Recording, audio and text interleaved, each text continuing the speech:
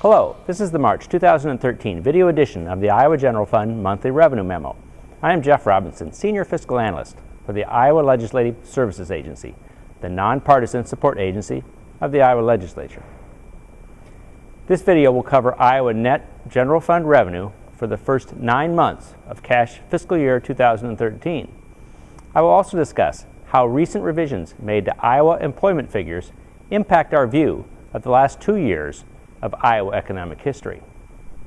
Over the months of July through March, Iowa net general fund revenue increased $333 million, up 7.8% compared to the same months last year.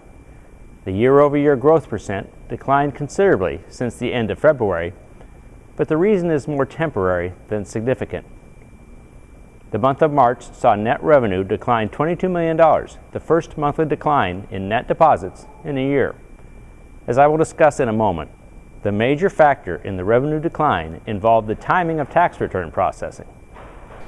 Let's now have a look at net receipts by month over the most recent 13 months.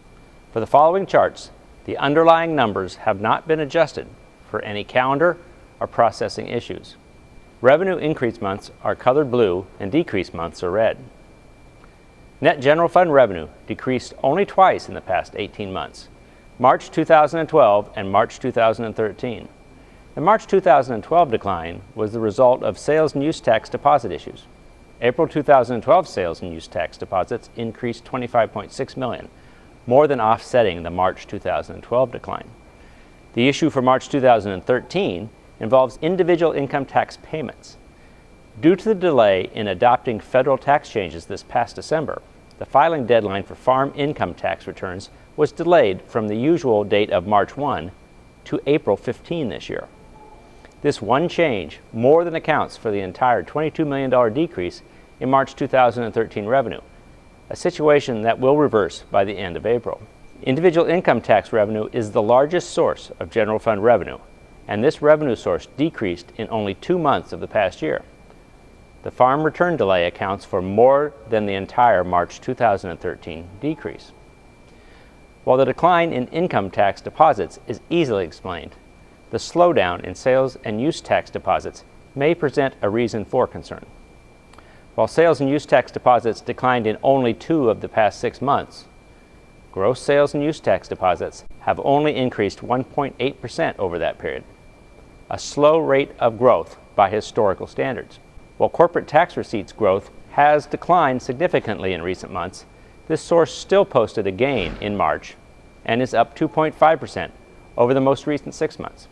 January, February, and March have each posted decreased general fund tax refunds this year, another sign of the impact of the federal tax policy stalemate this fall and winter. Due to the January 1 tax legislation passed by Congress, the Federal Internal Revenue Service delayed the tax filing season by 30 to 45 days this year, and this in turn delayed the opportunity for Iowa taxpayers to file for and receive their Iowa income tax refunds. We should expect April and May to produce tax refunds higher than those posted last year. The Federal Department of Labor Bureau of Labor Statistics publishes monthly employment numbers for every state, and they do so through 2 employment series. The first is called the Household Survey because the data collection involves interviewing members of selected households as to whether the working age members of the household are employed or are seeking employment. It is that series that produces the unemployment rate. The second series is called by several names, including Non-Farm, Employer, and Establishment series.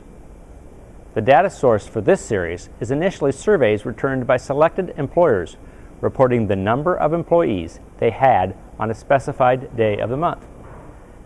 The results of the employer survey are later compared to the number of employees all employers report on their quarterly unemployment tax return. Each year, the Department of Labor uses the quarterly unemployment insurance reports to adjust the survey results to actual employment levels. This adjustment procedure is called benchmarking, and the result for state-level data are released in March each year. I will now turn to the 2 job series to make some observations about recent Iowa job growth performance. As I mentioned, the Department of Labor adjusts historical data to reflect the actual job numbers reported on Iowa unemployment insurance returns. This year's revisions produced significant changes to the most recent 19 months of data, with year-over-year non-farm job numbers now averaging 14,700 higher than the data prior to benchmarking indicated.